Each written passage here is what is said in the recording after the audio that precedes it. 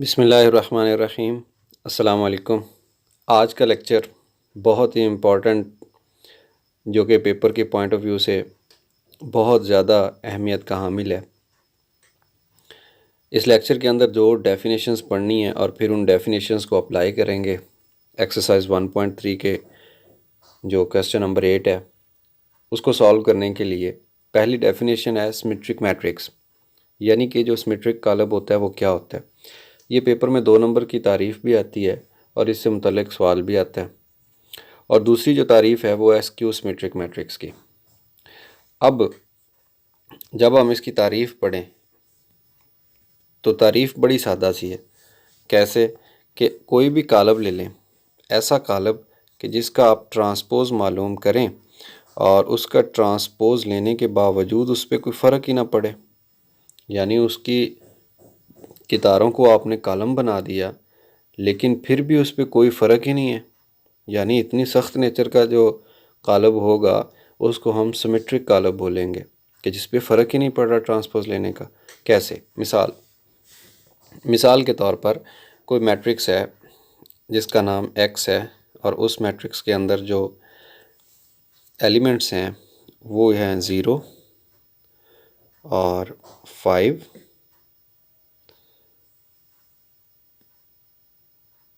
और फिर 5 और फिर 0। ये एक ऐसा मैट्रिक्स है, ये इतना सख्त मिजाज है कि ट्रांसपोज लेने से इस पर ज़रा भी फ़र्क नहीं पड़ेगा। कैसे? अगर हम ट्रांसपोज इस पर अप्लाई करते हैं तो इसका जो ट्रांसपोज होता है, क्योंकि कालब का नाम हमने x रखा है तो ये आ जाएगा x का ट्रांसपोज। और ट्रांसपोज क्या होता है कि इस कितार को ऐसे कॉलम बना देना, इस कितार को दूसरा कॉलम बना देना। तो ये क्या बन जाएगा? ये बन जाएगा 0, 5 और फिर ये बन जाएगा, ये जो दूसरी कितार है इसको दूसरा कॉलम बना देते हैं ऐसे 5 और 0। अब देखें कि हमने इतना बड़ा काम कर दिया, इसकी रो को पकड़ा, कॉलम बना दिया, इसकी दूसरी रो को पकड़ा, फिर कॉलम बना दिया, लेकिन जब गौर किया तो वही 0 पहले नंबर पे, वही 5 दूसरे नंबर पे, वही 5 तीसरे नंबर पे, वही 0 अगेन चौथे नंबर पे। तो पता चला कि ये जो x है ये एक सिमेट्रिक कॉलम है। ठीक है, सिमेट्रिक मैट्रिक्स है। तो तारीफ़ इसकी अगर आपने अल्फाज में लिखनी हो तो आप लिखेंगे कि एक ऐसा कालब कि जिसका ट्रांसपोज़ लें और उसका ट्रांसपोज़ वही कालब दोबारा आ जाए, तो ऐसे कालब को हम सिमेट्रिक कालब बोलते हैं। और ये उसकी एग्ज़ाम्पल है। अब एग्ज़ाम्पल बनानी कैसे है मैं आपको बता देता हूँ। अब ख़ुद से एग्ज़ाम्पल इसकी बना सकते हैं। कैसे? एक होता है वतर, ये वतर है, 2/2 की बात कर रहा हूँ, जो ऐसा कालब जिसका मर्तबा 2/2 हो। तो उसके अंदर ये डायगनल है, मेन डायगनल, इसके अंदर सेम अरकान होने चाहिए। ठीक है, ये देखें ये सेम थे। उसके बाद ये है सेकेंडरी डायगनल, सेकेंडरी डायगनल में भी सेम अरकान होंगे। तो ये जो रुकन है या रो है ये ऐसे आ जाएगी और ये जो दूसरी रो थी ये ऐसे आ जाएगी, लेकिन फ़र्क नहीं पड़ेगा। तो पता चला कि डायगनल वाइज या वतर वाइज, वतर के हिसाब से एक जैसे अरकान रखेंगे तो वो जो एक मैट्रिक्स होगा 2/2 का वो सिमेट्रिक मैट्रिक्स होगा। और अब x को हम लिखना चाहें तो हम लिख सकते हैं कि ये जो x हमने मालूम किया है ये x अपने ही ट्रांसपोज के बराबर आ गया। सॉरी, हाँ जी ठीक है, अपने ही ट्रांसपोज के बराबर आ गया, लिहाजा ये एक सिमेट्रिक कालब है। लें जी, x एक सिमेट्रिक कालब है। अब दूसरी तारीफ़ की तरफ आते हैं हम, और दूसरी तारीफ़ है स्क्यू सिमेट्रिक कालब। एक ऐसा कालब कि जिसमें आप किसी भी कालब देखें ना, एक ऐसा कालब जिसकी आप बात कर रहे हैं, अगर उसका ट्रांसपोज लें और ट्रांसपोज पे फ़र्क ना पड़े लेकिन माइनस उसमें से कॉमन आ जाए, तो ऐसे कालब को स्क्यू सिमेट्रिक कहते हैं। स्क्यू का मतलब इस केस के अंदर माइनस है, ये वाला जो साथ में आ रहा है ये माइनस, इसका मतलब स्क्यू है। सादा सी तारीफ़ है कि किसी कालब ए को स्क्यू कालब उस वक्त, स्क्यू सिमेट्रिक कालब उस वक्त कहा जाएगा कि जब उसका ट्रांसपोज लें और वो उसी कालब के मनफी के बराबर हो। सादा अल्फाज में उसमें से माइनस खींच के कॉमन आ रहा हो। इसकी मिसाल करते हैं और बहुत सादा सी मिसाल मैं आपको बताऊंगा ताकि आप याद रख सकें अपने एग्ज़ाम के लिए भी और वैसे भी इस कॉन्सेप्ट को अपने जहन में बिठाने के लिए। एक्स मैट्रिक्स जो है वो पहले हम यूज़ कर चुके हैं, अब मैं कोई वाई मैट्रिक्स ले लेता हूँ। वाई मैट्रिक्स देखें, दोबारा मैं बता रहा हूँ उन स्टेप्स पे। जो मेन डायगोनल है वो आप ज़ीरो ही रख लें गलती से बचने के लिए और पेपर में डेफिनेशन को याद रखने के लिए। इधर हमने लिया था 5, ठीक है। जो भी एलिमेंट आप इधर लें इस जगह पे उसका एडिटिव इन्वर्स लेना है, जमी माकूस, यानी निशान बदल के लिखना है। अब दोबारा मैं वही बात करता हूँ डायगोनल वाली। ये मेन डायगोनल के एलिमेंट सेम, क्योंकि इन्होंने ट्रांसफ़र होकर वापस अपनी ही जगह पे आ जाना है 2 बाई 2 के कॉलम में अंदर, लेकिन इन्होंने क्योंकि शिफ्ट होना है इस वजह से इनमें से हमने माइनस कॉमन भी लेना है, तो फिर ये स्क्यू बनेगा। समझ आ गई है? पहले हमने क्या किया था सिमेट्रिक के लिए, ये दोनों एक जैसे लिए थे, ये भी एक जैसे लिए थे, लेकिन अब क्या है, ये दोनों तो एक जैसे हैं, लेकिन ये वाले जो दो होंगे इनमें से एक का साइन प्लस रख लें, दूसरे का साइन माइनस रख लें, लेकिन हो गए एक जैसे। मतलब 5 है तो 5 ही होगा, एक प्लस के साथ एक माइनस के साथ। अब हम इसका ट्रांसपोज लेके देखते हैं। जैसे हमने ऊपर x का ट्रांसपोज लिया था वैसे ही y का ट्रांसपोज लेते हैं। तो y का ट्रांसपोज देखें, ये जो 0 5 ये जो कितार है, रो है, ये बन जाएगा कॉलम, और दूसरा जो है दूसरी रो ये दूसरा कॉलम बन जाएगा, यानी -5 और 0।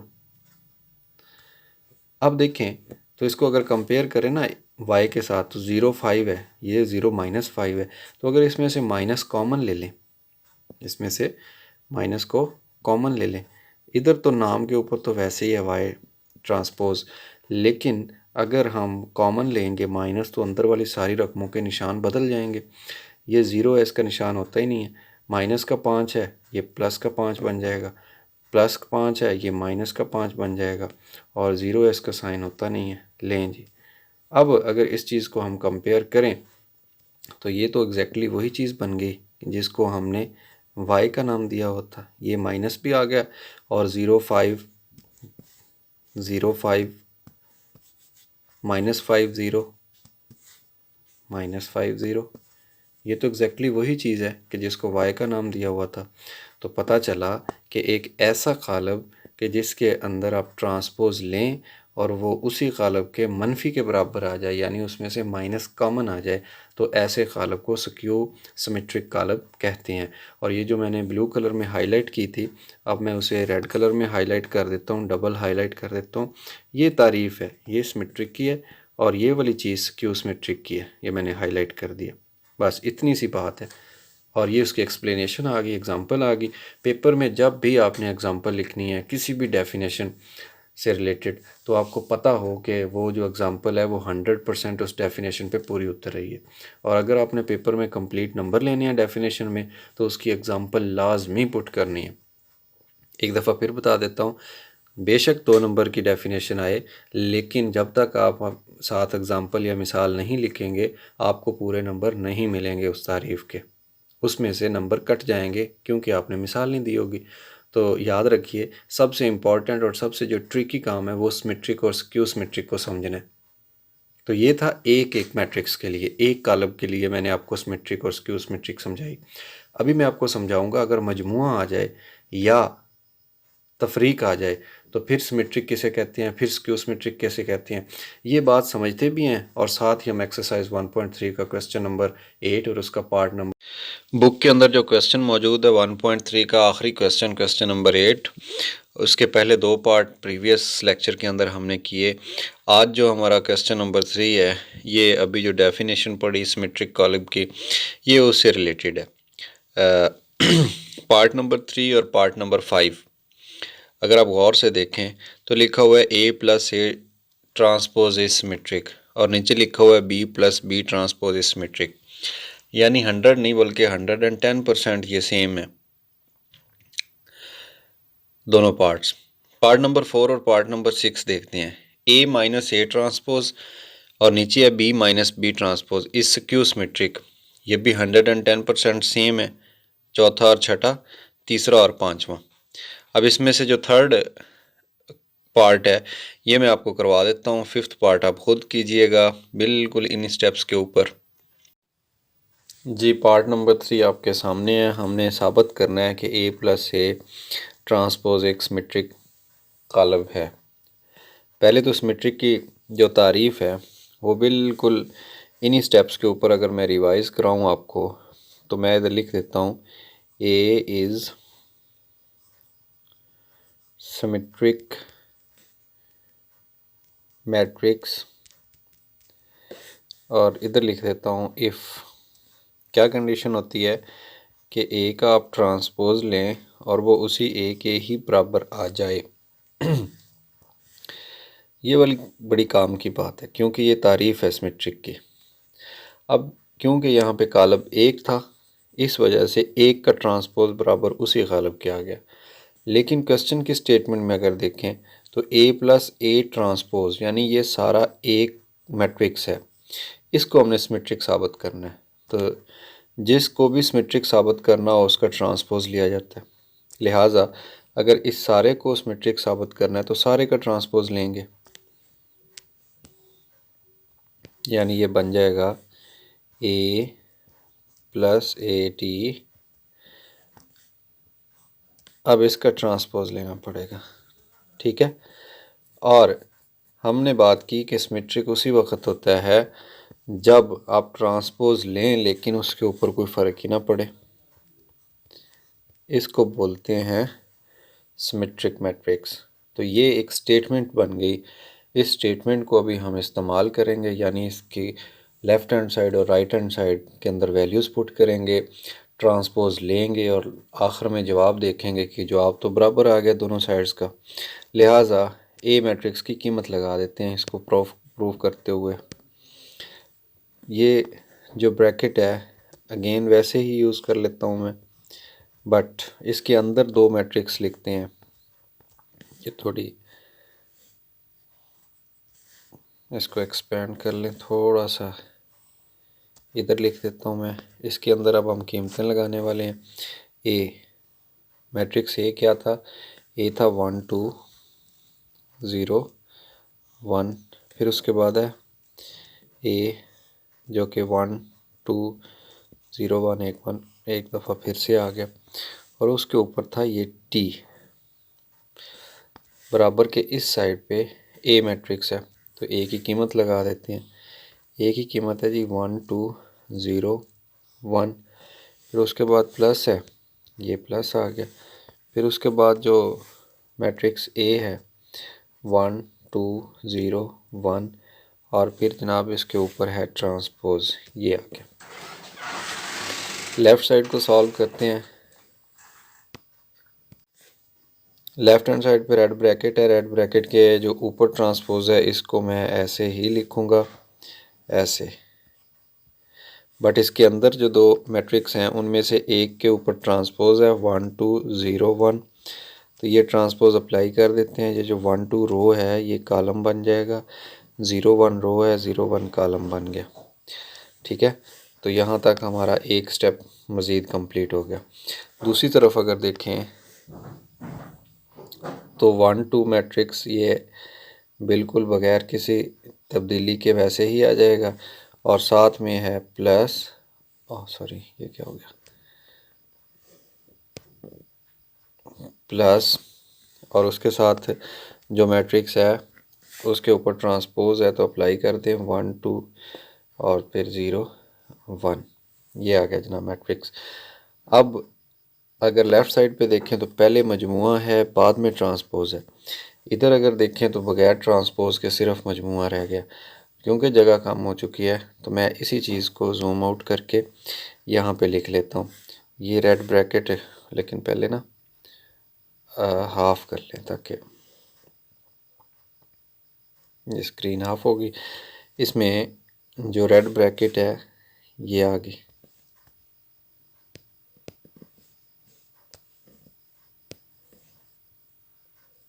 और इसके अंदर वैल्यूज़ ऐड हो रही हैं, ये वाली ऐड करेंगे, 1 जमा 1 बन गया 2, उसके बाद है 2 + 0 2, 0 + 2 ऑल्सो 2, 1 + 1 भी 2, और इसके ऊपर था ट्रांसपोज।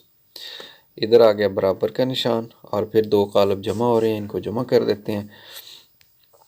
जमा करने के बाद ये आ जाएगा 1 जमा 1 2, 2 जमा 0 2, 0 जमा 2 2, और फिर 1 जमा 1 2।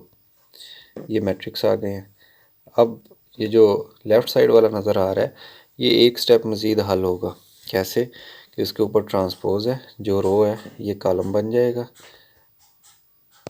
अलबत्ता फ़र्क नहीं पड़ेगा, लेकिन ये जो रो है ये दूसरा कॉलम बन जाएगा, और इसके ऊपर जो ट्रांसपोज था वो ख़त्म हो गया। ठीक हो गया। Left hand side right hand side की इक्वल प्रूफ हो चुकी है। हम क्या देंगे, हैंस प्रूव्ड। लास्ट में एक बात लिखेंगे, पस साबित हुआ,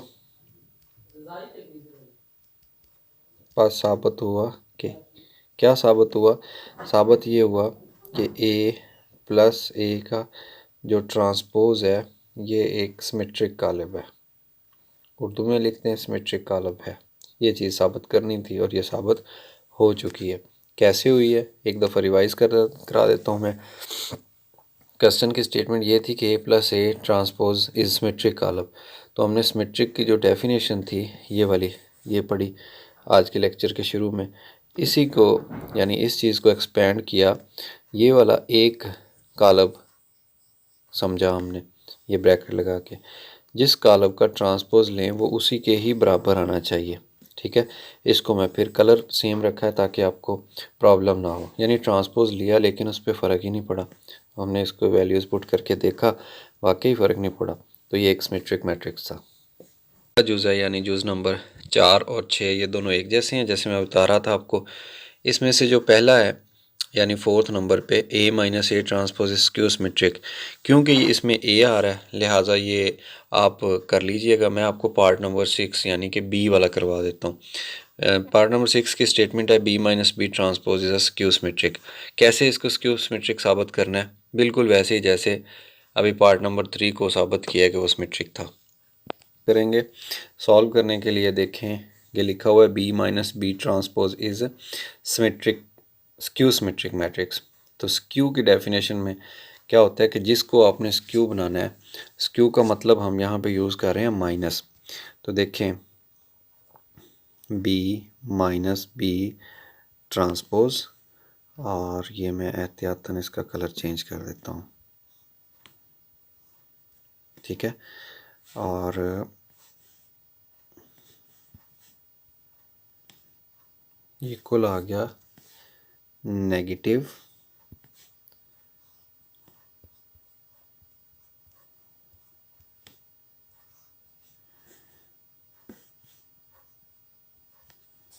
ठीक है, यानी कि स्क्यू सिमेट्रिक की डेफिनेशन ये थी कि जिस भी कालब का आप ट्रांसपोज लें, ठीक है, और वो उसी कालब के नेगेटिव के बराबर हो, यानी माइनस उसमें से कॉमन आ सके, तो ये स्क्यू सिमेट्रिक की 110% डेफिनेशन लिख दी मैंने। अगर आप थोड़ा सा रिवाइज़ करना चाहें, जो पीछे हमने डेफिनेशन पढ़ी, तो वो ये थी कि ए का ट्रांसपोज लें और ए के ऊपर फ़र्क तो ना पड़े लेकिन माइनस कॉमन आ जाए। ये वाली जो डेफिनेशन थी ये थी स्क्यू सिमेट्रिक की, कि जिसमें नेगेटिव आ रहा होता है। तो अब हमने क्या करना है, जो अपना क्वेश्चन है उसमें हमने बना ली, दोनों लेफ़्ट और राइट साइड बना ली है, माइनस लिख दिया। अब इसमें ये जो सारा है ये एक मैट्रिक्स काउंट होगा। इसका ट्रांसपोज लें एक कालब का, और वो उसी एक कालब के माइनस के बराबर आ जाए, यानी माइनस कॉमन आ जाए। कुछ भी नहीं है इस क्वेश्चन के पल्ले, सिर्फ ये काम करना है हमने कि बी की कीमत लगानी है। तो जैसे मैं इसको जूम इन करता हूँ, फिर इसकी जगह हम कीमतें लगाते हैं। देखें ब्रैकेट ब्लू कलर की है, लिहाजा मैं ब्लू कलर लिख देता हूँ, ट्रांसपोर्ट भी लिख देता हूँ इसके ऊपर। इसके अंदर है बी की कीमत। तो मैं बी की कीमत अगर यूज़ करूँ तो बी की कीमत क्वेश्चन की स्टेटमेंट में थी 1120। आप बुक से इसे मैच कर सकते हैं। उसके बाद था माइनस, और माइनस के बाद फिर बी है, बी आ गया 1 2 1 0 और फिर बी के ऊपर एक छोटा सा टी लिखा हुआ है ट्रांसपोज, फिर बराबर, और ये अगेन ब्लू कलर की ब्रैकेट, सॉरी इससे पहले माइनस भी है, और ये फिर ये के अंदर इसके कीमतें लगानी है। कीमतें अगर मैं लगाऊं यहाँ पे, जैसे अगर मैं इनका कलर चेंज कर दूं कीमतें लगाते हुए, आई थिंक प्रॉब्लम नहीं होनी चाहिए। 1 1 2 0, फिर माइनस है, फिर बी है 1 1 2 0, और फिर इसके ऊपर छोटा सा टी है, और ये ब्लू ब्रैकेट अज़राह तकल्लुफ़ लगा रहे हैं क्योंकि बाहर माइनस है, किसी किस्म का वहाम ना रहे। चलें जी, अब हम करते हैं इस ब्रैकेट को सॉल्व, जो लेफ़्ट हैंड साइड पे है।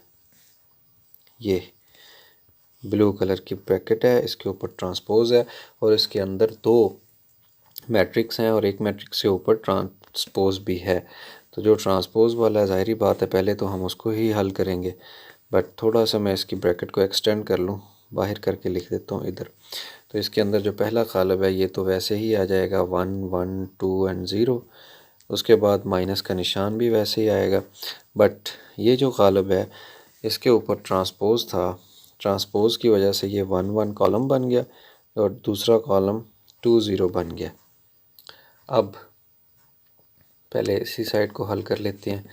दरमियान में बराबर का निशान है, दो मैट्रिक्स जो नीली ब्रैकेट के अंदर हैं तफरीक हो रहे हैं, तो हम इनको तफरीक कर देते हैं, माइनस करेंगे, यह आ जाएगा 1 1 0 1 2, यानी बाद वाले कालम के तमाम एलिमेंट्स के निशान चेंज हो जाएंगे। फिर 2 है, नफ़ी का 1 है, 1 रह जाएगा, 0 है और फिर 0 है, ये आ गया। इसके ऊपर अभी ट्रांसपोज मौजूद है, ट्रांसपोज को अप्लाई करते हैं। अप्लाई का मतलब ये कि जो ट्रांसपोज है इसकी कितारों को कॉलम और कॉलमों को कितार बना देगा। तो ये 0 -1 रो थी, ये कॉलम बन गई, और 1 0 सेकंड रो थी, ये सेकंड कॉलम बन गया, और इसी के साथ लेफ़्ट हैंड साइड सॉल्व होगी।